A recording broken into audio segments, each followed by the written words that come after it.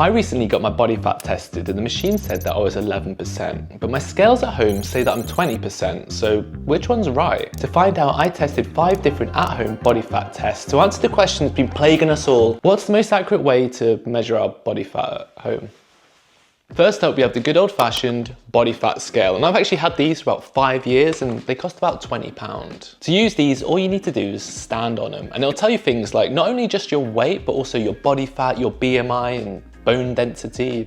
You need to know your bone density. Now these scales use BIA, or bioelectrical impedance analysis, and they estimate your body fat percentage by sending an electrical current through your body. And this works because electricity moves faster through water and muscle than it does fat. So the scale is used in this process to estimate how much of you is muscle and water and how much of you is fat. Due to this system, many things can impact your results, such as the time of day, your hydration levels, and whether you've eaten or not. So to get the most accurate and consistent results, whenever you're weighing yourself, you should always do it first thing in the morning before you've eaten or drank anything. So as of this morning, these scales said that I was 168 pounds and 19.8% body fat. However, there is one big disadvantage to these scales when it comes to measuring body fat, and that is they're only measuring the lower half of your body. So if you store a lot of fat in your legs, which hopefully I do, the readings can be quite off.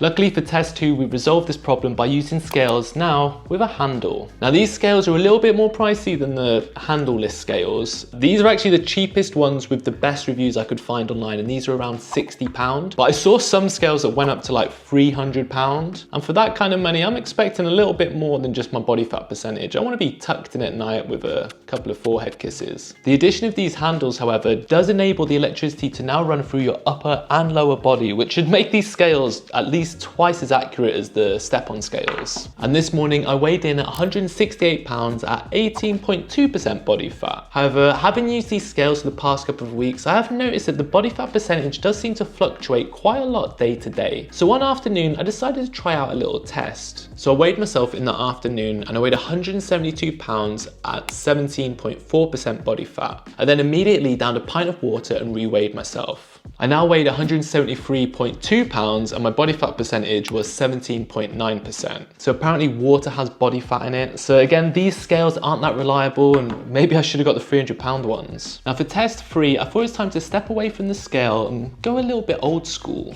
with a tape measure. But this one is actually a smart tape measure, which of course links to an app. Now going into this testing, I was pretty confident this was going to be the most accurate way to measure your body fat at home. I mean, you're not relying on electrical currents running through your body, you got cold hard data. However, unlike stepping onto a scale, collecting this cold hard data, it's a bit of an effort. It took me about 5 minutes to get all my measurements, and some of them were a bit tricky and I definitely could have probably done with someone helping me take these measurements. But we got there in the end, and finally I entered all my information into the app and I was excited to find out the app doesn't tell you what your body fat percentage is, which is definitely misleading and false advertising, because on the page I bought this, it definitely said that you could measure your body fat percentage on it. So now I had all my measurements, I had a little look online to see if there was anywhere I could plug this information in and it would tell me a body fat percentage, and I actually stumbled upon the Navy body fat test. So I plugged my info into the body fat calculator and it told me that I was 10.1% body fat.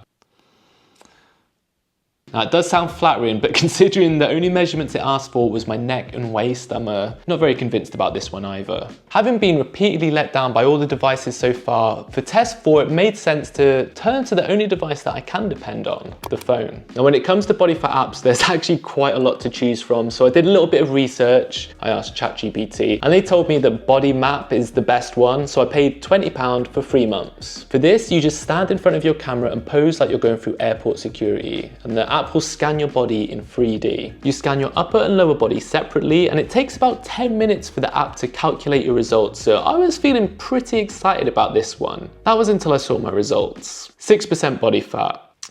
That's more ludicrous than the 20%. And finally, I thought there's one more option that we need to try that's free and, funnily enough, probably the first person I turn to when I need some advice.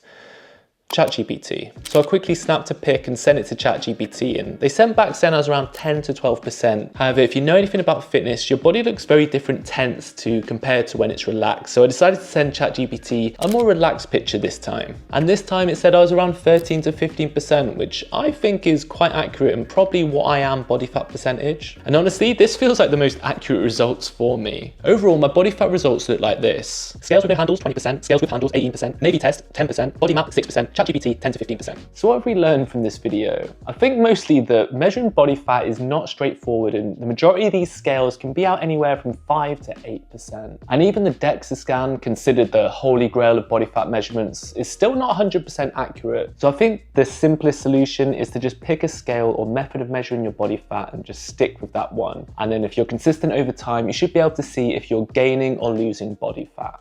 And if that doesn't work, just ask ChatGPT.